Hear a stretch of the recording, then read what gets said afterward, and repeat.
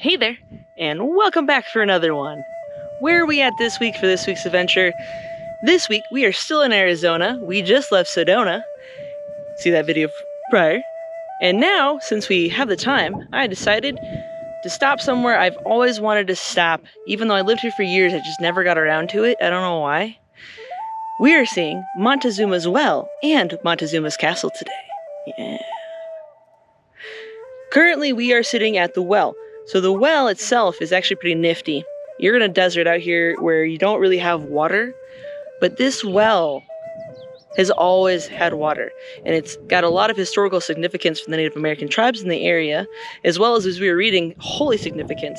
In times of emergencies, apparently the tribes would meet here. Don't know what those emergencies was. I'll have to look that up some more. But the well itself has about, 15 million gallons? Oh yeah, we have John here again. Hi, John. Howdy. So long for the ride. 15 million gallons, which doesn't seem like a lot, but it's always running. Apparently the water source is primordial water source. It's always flowing. It's about 10,000 years behind or something. The ranger was saying about 1.5 million gallons go through a day. And you wouldn't think so, because it's not like a waterfall or anything, but there's sources along the well that are constantly feeding it, and then it drains out throughout the day. But not like a giant waterfall, but they've always got flowing water. As well as there are apparently 5 species that live here in this water that you cannot find anywhere else. So that's pretty nifty too. I'll put some information down below about those species and stuff if you're interested. But I think that's kind of nifty.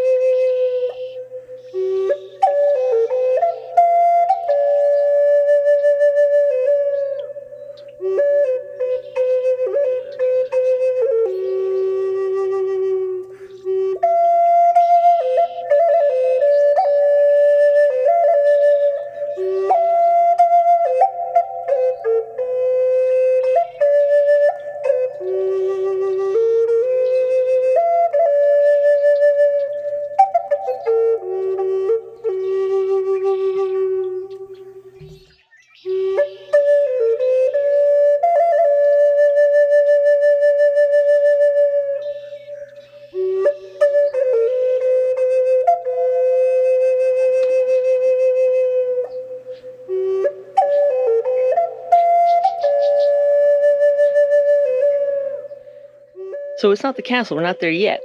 But even around the well, there's actually ruins, because the tribes would come here in times of emergencies, and they would live here.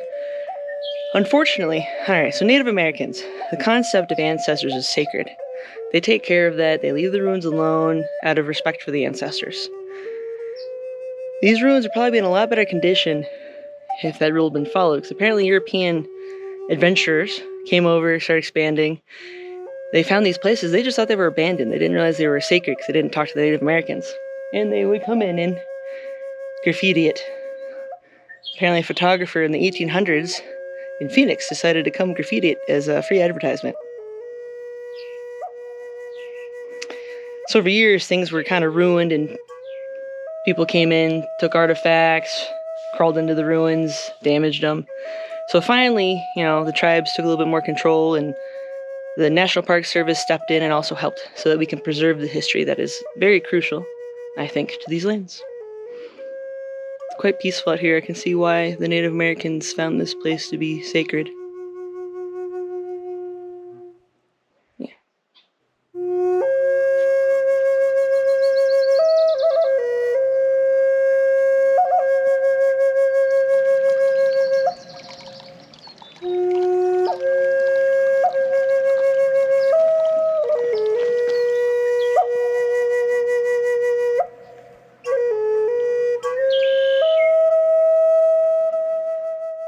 So as we mentioned, there's always water filling up from the bottom.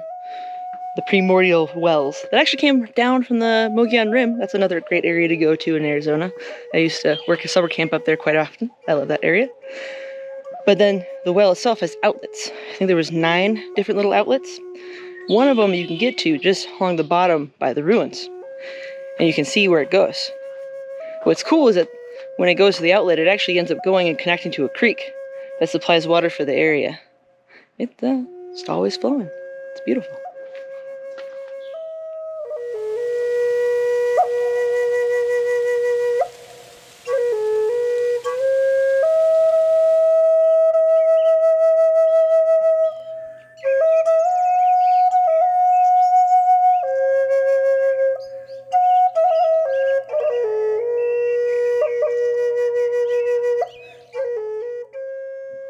Along this area of the Verde, even though it doesn't look like much anymore is left, the archaeologists are actually able to decipher that there were several little pueblos from the early 1100s to the 1300s that people were living in little small communities along the river, or the creek, not river, the creek that is supplied by the water of the well.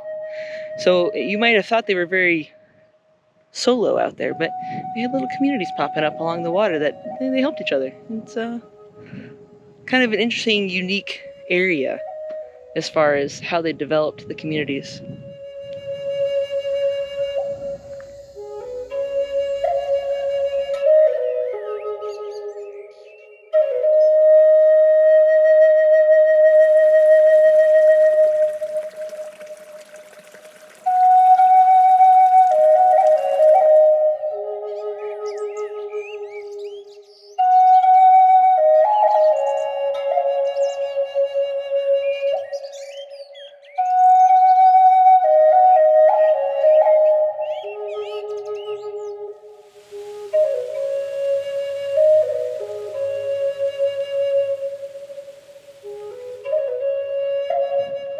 Beautiful, luscious, green trees follow the creek. It is the source of life in this desert, in this area. It's quite beautiful. All right, we have explored the well. The castle is a little bit further away. You have to go back to the 2017, sorry, not 25, New Mexico brain. The 17, go a little bit further south, and you actually get down to the ruins. So, now that we've seen the well, let's go check out the castle.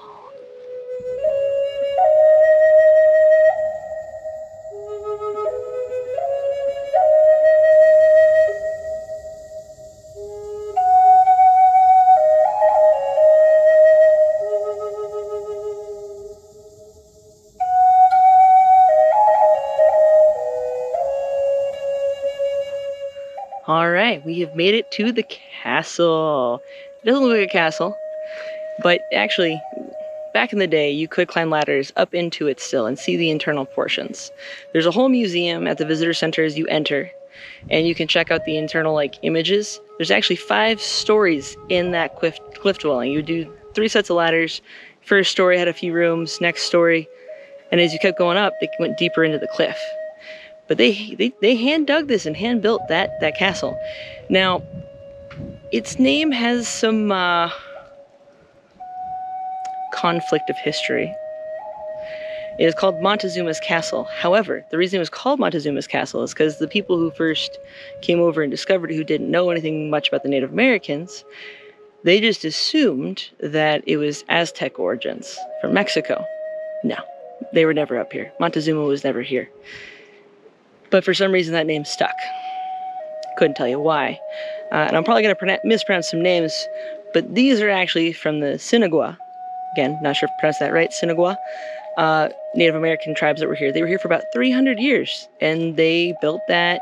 They flourished, and there were a bunch. They would trade with the Hopi and the Navajo and all the other tribes in the area. So again, not sure why Montezuma stuck. Should have been called something else. But the kicker here is the Sinagua, though, they were farmers. They did excellent work, but I don't think they had grasped turning over the soil. So all of a sudden, you have a mass migration, and they left, and people can't figure out why they left. Well, they probably overdid the soil, and the soil couldn't produce, and it stopped producing, and so they decided it was time to migrate to the next location to get some prime farming.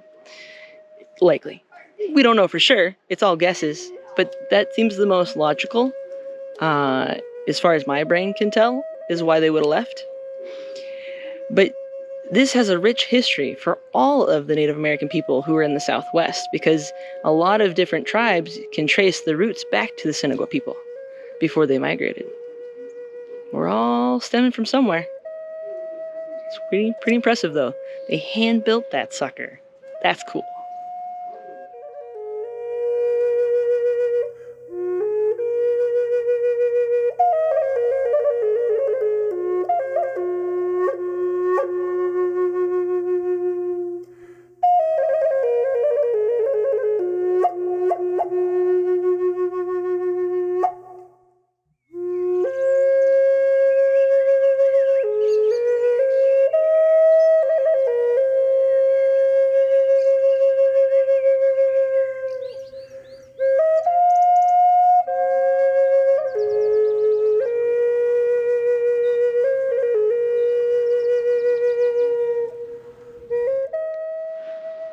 We came, we explored, we saw some beautifully preserved history, learned some awesome geographical knowledge about the underwell stuff and the pop out, learned some cool facts about the early Native Americans here. Overall, solid exploration and adventure. Yeah. As a note, so there's 3 national monuments in the area tied to this area. We aren't going to be going to Tzugat, again, apologize. It's an Apache word, I don't know how to pronounce that. It's supposed to basically mean crooked water. That's another settlement that's on the other side. We're probably not going to go to that one today. Sorry guys, maybe later. But it is actually pretty cool preserved ruins that you should go see. You have the castle and the well on the same side if you're a little bit closer. Those are your 3 main monuments over in the Camp Verde section, just below Sedona. Definitely encourage checking it out. It does get toasty in the summer, so water, sunblock, the normal desert things. Yes. The well is free. You can go to the well for free. The castle does cost. If you have a national park pass, you can use that to get in. If not, I think it's $10 per person to get into see the dwellings. Back in the day, you could climb up the ladders and get into them. That is not an option anymore, and that's fine. It needs to be preserved anyway. But it's just a beautiful, peaceful area. You can do a loop, see the castle, see even the castle that was next door to that castle. Yeah, that's right, second castle, Castle A. It's called Castle A, and yet Montezuma, I don't know. Who knows? Who knows who's naming these things? Well, somebody knows, but... beautiful, peaceful. Beaver Creek runs next to it. It's worth it, guys. You should definitely come check it out. Well, that wraps up our Arizona couple videos right now, because after this, I gotta head back to New Mexico. Yeah. So, if you liked the video, hit the like button, and if you aren't already subscribed, hit the subscribe button and follow along for more adventures, because as always, there will be more, I promise. Until the next one, you guys have a good one. Later.